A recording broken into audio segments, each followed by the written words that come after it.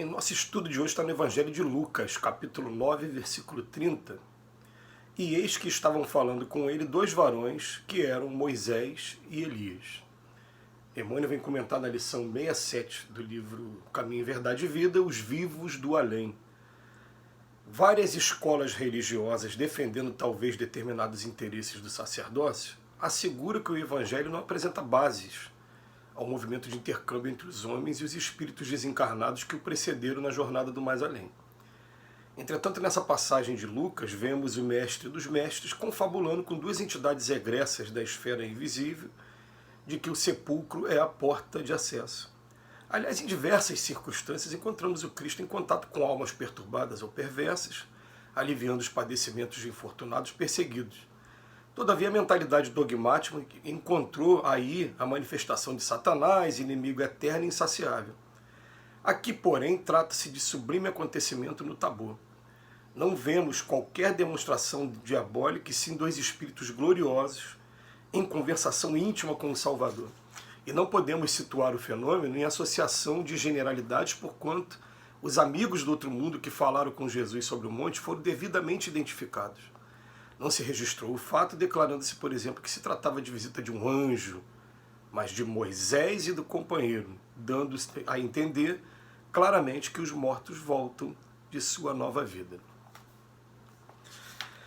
Emmanuel entrou hoje no assunto, que é a questão dogmática, e essa questão de interesse de algumas religiões, principalmente as religiões mais tradicionais, em manter o seu trabalho e não perder os fiéis. Então, começam a haver novas doutrinas, como a doutrina espírita, que é uma doutrina nova praticamente, foi em 1857 que ela surgiu com o lançamento do Livro dos Espíritos, e começa a se arrumar algumas maneiras de desacreditar, de tirar o crédito, né, como se fossem teorias novas. E uma das teorias que são combatidas, eles dizem o tempo todo, né? Eles falam que os mortos não conseguem voltar para se comunicar com ninguém. Uma das bases da doutrina espírita é a comunicabilidade com os espíritos. Essa possibilidade de ter esse intercâmbio, não do jeito que a gente quer, porque a gente, eu queria agora pegar um telefone e ligar para alguém. Não, será que alguém está em condição de responder? O telefone toca de lá para cá, não é daqui para lá. A gente faz o estudo para saber em que condições, como que esse tipo de coisa pode acontecer quando acontece. Mas o fato é que a gente vai encontrar nas escrituras, como nessa passagem, esse capítulo ele é intitulado A Transfiguração. É o momento que Jesus pega 3 discípulos, pega Pedro, Tiago e João, sobe o monte, chega lá em cima e encontra com Moisés e Elias. Moisés já havia morrido há mais de 4.000 anos, ou alguns historiadores há mais de 6.000 anos. Os historiadores discordam sobre essa data, e essa data também não tem importância com relação ao estudo moral do Cristo. E Elias tinha aproximadamente 200 anos. O profeta de Baal, né, por pouco tempo havia desencarnado, mais 200 anos. Vamos botar 200 anos, a doutrina espírita não tem 200 anos ainda. Eu falei aqui, começou em 1857. Tinha uns 200 anos que Elias também tinha morrido.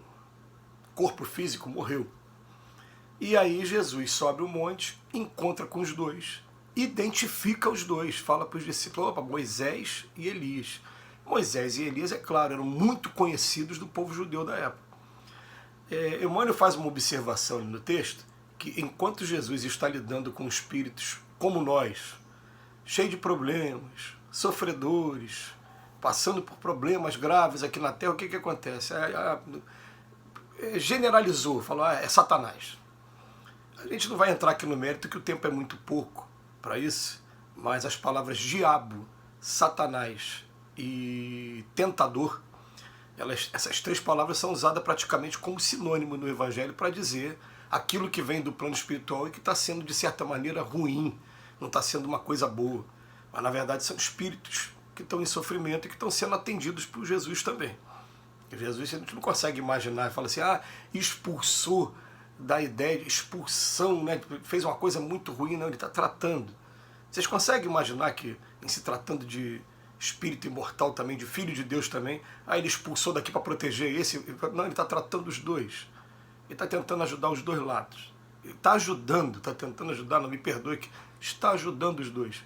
Mas se generalizou, falou, então vamos chamar de Satanás. Mas em outros momentos, você vai ver aqui, ó, Moisés e Elias. Está bem claro. Ou então vai ver, deu um nome, Anjo Gabriel. Vai ter nomes. No livro Atos dos Apóstolos, você vai encontrar várias vezes Pedro sendo solto por anjo, Paulo sendo solto por anjo. Algumas vezes esses anjos dão nome também, né? Nomes que ou são conhecidos de todos nós, ou então nomes comuns aí. E, enfim, na verdade vem mostrar pra gente que sim, existe, sempre existiu a comunicabilidade com eles que estão do outro lado. E essa prova pra gente é a prova da imortalidade da alma, é aquela prova que mostra pra gente, a gente morreu, não acabou não, tá? Morreu, que vai morrer só esse corpo físico aqui, ó. Eu como espírito não morro jamais. Então, ó, continua a vida, é bola pra frente, vamos chegar lá do outro lado da vida exatamente do jeito que a gente é hoje, levando as virtudes e levando os vícios que a gente ainda tem. Só que quando a gente chegar lá do outro lado, no primeiro momento, nós vamos ver as consequências dos nossos atos. E essas consequências dos nossos atos pode nos fazer sofrer muito, como pode também, sempre vai fazer a gente aprender muito também. Porque nenhuma experiência que a gente passa aqui na Terra ou do lado de lá, ela é perdida. Nenhuma. Todas elas são válidas e são proveitosas. Mas a gente vai vendo. Imagina chegar lá do outro lado, igual aquela passagem do Evangelho, né, que o rico vê Lázaro do lado de Abraão, lá do lado do pai, lá em cima, e fala, eu quero ir para lá. A distância que tem entre vocês dois é muito grande, existe um abismo entre vocês dois. Então deixa eu voltar correndo lá para a terra para avisar para os meus parentes.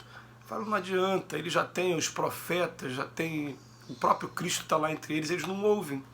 E costuma ser até hoje, em pleno século XXI, exatamente dessa maneira. As pessoas estão condicionadas hoje a transformar tudo em anjo ou demônio. A coisa boa, ou então Espírito Santo, né? É o anjo ou o Espírito Santo. Mas esse anjo, esse Espírito Santo pode ter um nome, e esse nome pode ser de alguém conhecido nosso, e esse nome pode ser de alguém que foi do nosso convívio, já partiu para o outro lado, e está agora zelando por nós também. Está tendo as preocupações dele, mas tem a preocupação nossa, como um dia, quando a gente sair daqui desse mundo, a gente vai chegar do outro lado da vida ainda preocupado com os nossos filhos, com os nossos netos.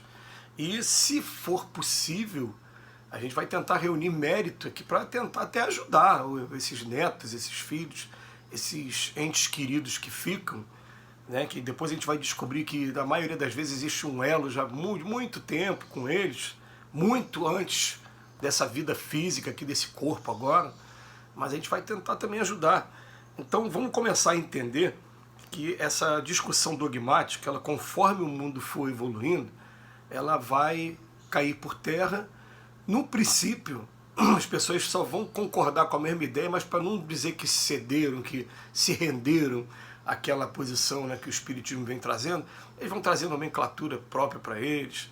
Então o que a gente chama de perispírito, daqui a pouco eles vão dar um outro nome. Já fala hoje, né, áurea, vai falar outro, né? Ou então daqui a pouco, quando a física mesmo, quando os cientistas chegarem a esse nome, ao invés de chamar de perispírito, vão provavelmente colocar o sobrenome deles para poder imortalizar o trabalho que eles tiveram. Aí você vai falar, igual a gente tem hoje, né, esses doença de Chagas, esses problemas. Por quê? Porque foi o Chagas, Carlos Chagas, que... Então a gente vai vendo essa vaidade do ser humano aqui na Terra, mas o fato é que eles conseguem se comunicar com a gente do lado de lá para cá. E eu só vou trazer mais uma informação. Chico Xavier, ele, num dos programas Pinga Fogo, quando foi indagado sobre esse assunto, ele disse que em breve a gente disporia de meios mais eficientes para estar fazendo contato com eles lá do outro lado da vida. Em breve. Em breve como? Eu vou esperar a evolução, mas a evolução, em primeiro lugar, tem que ser moral. Nós temos que modificar aqui o nosso pensamento, o nosso sentimento. Nós estamos naquela fase assim, ó, para aprender essas coisas, é igual a pessoa que para aprender a fazer os grandes cálculos de matemática precisa aprender a tabuada. A tabuada agora para a gente é amar o próximo como a si mesmo. Aprendendo a amar, daqui a pouco esses véus vão cair e essas possibilidades vão estar mais às nossas disposições. Que Jesus nos abençoe hoje e sempre.